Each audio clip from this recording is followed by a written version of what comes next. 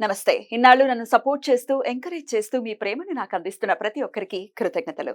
అలాగే ఈ వీడియో కూడా ఖచ్చితంగా మీకు ఉపయోగపడుతుంది. లైక్, షేర్ అండ్ సబ్స్క్రైబ్ చేసి మీ సపోర్ట్‌ని నాకు అందించండి. అలాగే ఈ వీడియో పట్ల మీకున్న అభిప్రాయాన్ని కామెంట్ సెక్షన్‌లో కామెంట్ చేసి తెలియజేయండి. ఇప్పుడు వీడియోని చూద్దాం.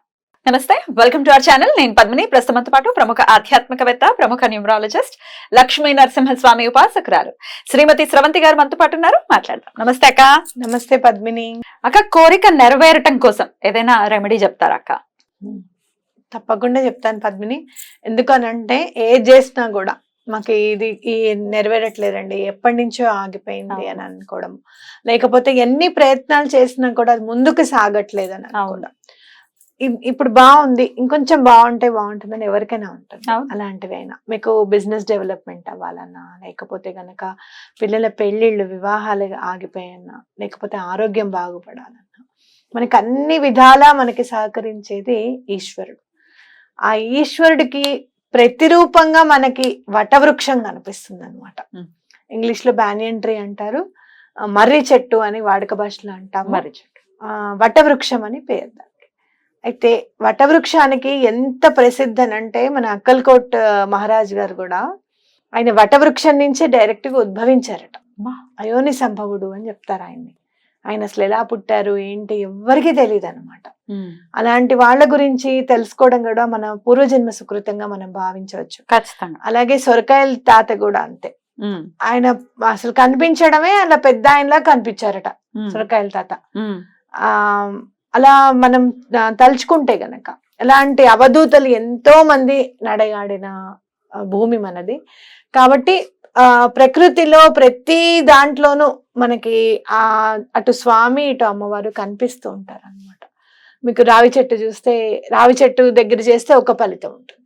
ఈ వటవృక్షానికి సంబంధించింది ఏది అని అంటే గనక చిన్న గంట కొనుక్కోవాలి మనం.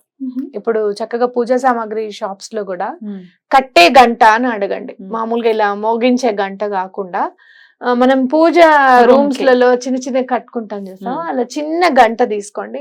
చక్కగా గల్గల్ అంటూ ఉండాలన్నమాట. మీకు ఇంకా చెప్పాలి అని అంటే, అదే గంటని కన్యస్వాములు కట్టుకుంటారు. అయ్యప్ప స్వాముల ముడిలో గంట ఉంటుంది అనమాట. ఆ గంట కూడా చాలా మంది ఏం చేస్తారు అని అంటే, ఎవరికైతే పిల్లలు పుట్టట్లేదు, లేకపోతే ఈసారి చూస్తున్నాం ఫస్ట్ ఆల్రెడీ పుట్టారు, రెండో వాళ్ళు కావాలనుకునే వాళ్ళైనా కూడా ఆ గంటను తీసుకొచ్చి గనక సూత్రాల్లో కట్టుకుంటే, కన్యస్వాములు ఎవరైతే గంటను పెట్టుకుంటారో ఆ గంట వాళ్ళు తెచ్చిమంటే తెచ్చిస్తారు మనకి. అది గనక తెచ్చి సూత్రాల్లో కట్టుకుంటే ఎటువంటి పరిస్థితుల్లోనూ సంతానం అవుతుంది. సో గంటకు అంత ప్రాముఖ్యత ఉంది. మనం మామూలుగా పూజ చేసుకునేటప్పుడు కూడా చూడు, గంటకి పూజ చేస్తాం. పసుపు, కుంకుమ, అక్షింతలు, బొట్టు పెట్టి గంధం అది సమర్పించిన తర్వాతే ఘంటానాదంతోనే మన పూజ కూడా మొదలవుతుంది అన్నమాట. సో అలా చిన్న గంట తీసుకొని వెళ్ళి మీరు మర్రి చెట్టుకి కట్టండి. కట్టేటప్పుడు చక్కగా తెల్ల దారమే పర్వాలేదు అనమాట. లేదు మీకు ఎర్ర దారం అలాంటివి ఏమన్నా ఉన్నాయి అని అంటే తీసుకొని వెళ్ళి కట్టండి. కట్టిన తర్వాత ఏ చెట్టుకైతే వటవృక్షానికి ఎలా కడతాము, దానికి మర్రి చెట్టు ఊడలు ఉంటాయి కదా, ఊడకి కట్టాలని. ఊడకి కట్టచ్చా? కిందైనా పర్వాలేదా? కిందైనా పర్వాలేదు, మీకు ఎంతవరకు అందితే అంతవరకు కట్టండి. కట్టేటప్పుడు మీ కోరికని చెప్పండి చెట్టుకి. నాకు ఈ కోరిక ఉంది, నాకు ఎటువంటి పరిస్థితుల్లో నాకు తీర్చు, నువ్వు సహకరించు, ఈశ్వరుడికి ప్రతిరూపమే నువ్వుగా భావిస్తున్నాను అని చెప్పి ఆ వటవృక్షానికి చెప్పుకోవాలి. గుళ్ళో ఉన్న వటవృక్షమైనా, మర్రి చెట్టైనా, ఎక్కడైనా కట్టచ్చు. ఎక్కడైనా కట్టచ్చు. రోడ్ల మీద చూస్తూ ఉంటాం ఒక్కొక్కసారి పెద్ద పెద్ద మర్రి చెట్టు, పెద్ద ఊడలతో. అవును, కట్టచ్చు, తప్పేమీ లేదు. అయితే ఆ కట్టేసిన తర్వాత కొంచెం మీరు వెళ్ళేటప్పుడు కొంచెం ఒకటి కాపర్ చెంబు, రాగి చెంబు తీసుకెళ్ళడం మర్చిపోకండి. చక్కగా నీళ్లు కూడా అక్కడే గుళ్ళో అన్న నింపుకోండి, లేకపోతే బయట ఎక్కడైనా సరే నింపుకొని నీళ్లు కూడా వటవృక్షానికి పోయండి అనమాట. పోసేటప్పుడు కూడా ఈ కోరిక తీర్చేసావు, తీర్చినందుకు నేను చాలా థ్యాంక్స్ చెప్తున్నాను అని చెప్పి దండం పెట్టుకొని రండి. ఎప్పుడు చేయమంటారు అక్క ఈ ప్రక్రియని? సోమవారం నాడు చేస్తే చాలా మంచిది. లేదు అంటే ఎప్పుడైనా చేయొచ్చు. దీనికి ఇట్లా కంపల్సరిగా ఈ తిథి నాడు చేయాలని, లేకపోతే ఈ రోజే చెయ్యాలని కాదు. సూర్యాస్తమయం అవ్వకుండా, సూర్యోదయం అంటే 12 నుంచి మళ్ళీ సూర్యుడు తగ్గుతూ వస్తాడు కాబట్టి 12 లోపల చేసుకుంటే చాలా మంచిది. పొద్దున్నే చక్కగా స్నానాదికలన్నీ కంప్లీట్ అయిపోయిన తర్వాత ముందు రోజే గంట తెచ్చుకోండి. Hmm. దారం కూడా చక్కగా దూడ్చి పెట్టేసుకోండి దాంట్లోనే. Hmm. ఓకే, కిచ్చి పెట్టించేసుకోండి. అలా చక్కగా వెళ్ళేసి నీళ్లు కాపర్ చెంబు అన్ని ఆ బుట్టలో పెట్టుకోండి చక్కగా. మంచి నీళ్లు కూడా మీరు తీసుకొని వెళ్ళండి. అక్కడ చక్కగా కాపర్ చెంబులో పోసేసుకొని నీళ్లు కూడా అక్కడ మర్రి చెట్టుకి పోసేసి రండి. గంట కట్టిన తర్వాత నీళ్లు పోయాలి కదా అక్క? గంట కట్టిన తర్వాత నీళ్లు పోయాలి. గంట కట్టేటప్పుడు మీకు ఏ కోరిక అయితే ఉందో అది చెప్తూ నీళ్లు పోసేటప్పుడు కూడా అది తీర్చినందుకు నేను మళ్ళీ గ్రాటిట్యూడ్ చూపిస్తానని చెప్పి రండి. ఎలా గ్రాటిట్యూడ్ చూపిస్తారు అని అంటే మళ్ళీ వెళ్ళి ఆ చెట్టుకి నీళ్లు పోయడం, ఒక 10 చెట్లను ఎక్కడైనా నాటడం. నాటడమే కాదు, వాటిని మళ్ళీ సంరక్షణ చేయడం, లేదు ఒక 10 మందికి భోజనం పెట్టడం, చక్కగా మామిడిపళ్ళ కాలం, చక్కగా మామిడిపళ్ళు ఎవరికన్నా ఇస్తామని చెప్పడం. 15 రోజుల్లో కోరిక తీరుతుంది. ఈ రెమెడీ కింద రాసింది అది. 15 రోజుల్లో మీకు తప్పకుండా కోరిక తీరుతుంది. మళ్ళీ 15 రోజులు అయిన తర్వాత మళ్ళీ ఇంకొక కోరిక ఏదైనా ఉంటే మళ్ళీ వెళ్ళి కట్టండి అని చెప్పి రాసింది. Beautiful beautiful. అయితే ఇది ఖచ్చితంగా చేసుకుంటారేమో మన వాళ్ళు. అయితే ఈ కోరిక విషయంలో రకరకాల డౌట్లు రావచ్చు. ఇప్పుడు మా పిల్లలకి పెళ్లిళ్ళు అవ్వటం కోసం మేము కట్టచ్చా అని ఒకవేళ ఎవరైనా పెద్దవాళ్ళు అడిగితే?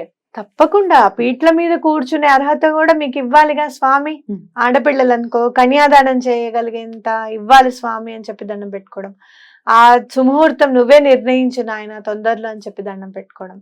వివాహం అనేది ఉద్యోగము లేకపోతే ఏదైనా ఇంకోటి ఏదైనా ఉన్నతి ఇవన్నీ వాళ్ళదైతే, వివాహం మాత్రం మొత్తం కుటుంబానికి సంబంధించిన కోరిక. తప్పకుండా కట్టచ్చు. ఒక్కొక్కసారి మొన్ననే మధ్య ఒక కాల్ వచ్చిందక్క, ఎక్కడికో వెళ్ళిపోయాడు పిల్లాడు తెలియట్లేదు అన్న పరిస్థితుల్లో ఇట్లా ఈ రెమెడీ చేసుకోవచ్చా? తప్పకుండా చేసుకో. అసలు ఆ వ్యక్తి ఎక్కడున్నారో తెలియదు, మాకు తెలియాలి ఆ వ్యక్తి ఎక్కడున్నారు. ఫైండ్ రీచ్ అని చెప్పి ఆ చెట్టుకి చెప్పండి. నువ్వే ఆ మనిషిని ఎలా అయినా సరే వెతికి నా ముందు నిల్చోబెట్టు అని చెప్పండి.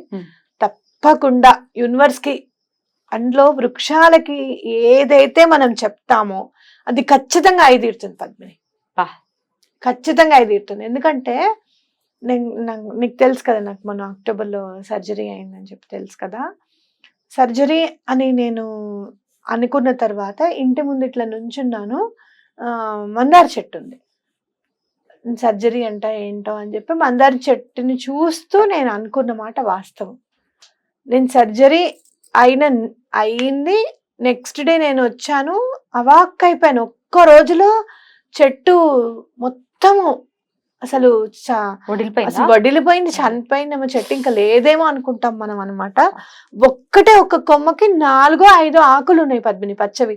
నాకు చాలా బాధ అనిపించింది. ఏంటి అసలు నేను ఇలా అన్నాను, ఇలా అన్న వెంటనే ఇలా అయ్యింది ఏంటి, అయ్యో చెట్టు ఇట్లా అయిపోయిందా అని చెప్పి నాకు విపరీతమైన బాధ అనిపించి మళ్ళీ చెట్టు దగ్గర బయట బాల్కనీలోనే నుంచొని దండం పెట్టుకొని, అమ్మా ఏదైనా నెగటివ్ ఎనర్జీని కనుక నువ్వేమైనా తీసుకొని నువ్వు ఇలా అయిపోతే గనక ఆ యూనివర్స్ కి దండం పెట్టుకుంటున్నాను, మళ్ళీ ఆ చెట్టుకి ప్రాణం పోయాలి, నువ్వు బ్రతకాలి ఖచ్చితంగా. నేనేదో నిన్ను చూస్తూ నేను బాధపడ్డాను అన్న విషయం నా మనసులో నుంచి ఆ బాధ తొలగిపోవాలి అంటే నువ్వు మళ్ళీ చిగురించాలి అని చెప్పాను. ఫుల్ చిగురించింది పద్మిని ఇప్పుడు మళ్ళీ, బాగుంది, చక్కగా ఉంది. రోజు చక్కగా 4-5 పువ్వులు, చెట్టుకు పవర్ ఉంటుంది పద్మిని. మనం మాట ఖచ్చితంగా వింటాయి పద్మిని, అది మాత్రం ఖచ్చితంగా చెప్పగలుగుతాను నేను. బ్యూటిఫుల్, అద్భుతం అక్క, చాలా బాగుంది. డెఫినెట్ గా ఈ రెమెడీని చేసుకుని 15 రోజుల్లోనే తీరుతుంది అని చెప్తున్నారు కాబట్టి ధర్మబద్ధమైనటువంటి ఎటువంటి కోరికైనా మన వాళ్ళవి తీరాలి అని మనస్ఫూర్తిగా కోరుకుంటూ thank you so very much అక్క. నమస్తే. బిర్యానీ ఆకునే కాదండి, మర్రి చెట్టును కూడా వదలలేదు. ఏదో ప్రకృతిలో మీరు వదలరా అంటే బిర్యానీ ఆకునే కాదు, భగవంతుడు సృష్టించిన దేన్నైనా సరే జీవితాలు బాగుపడడానికి ఎలా ఉపయోగించుకోవాలి అనడానికి తప్పకుండా మేము ప్రయత్నిస్తూనే ఉంటాం. అంతే, ఎట్లయినా అనుకోనియండి, ఏమైనా చేయనండి, ఎండ్ ఆఫ్ ది డే మన థాట్ ప్రాసెస్ లో ఉన్న విషయం ఏంటి, వాళ్ళ కష్టం తీరాలని. అంతే. పళ్ళున్న చెట్టుకే కదా అంబా. ఓకే, రాసేసుకో. థ్యాంక్ యూ అక్క. నమస్తే.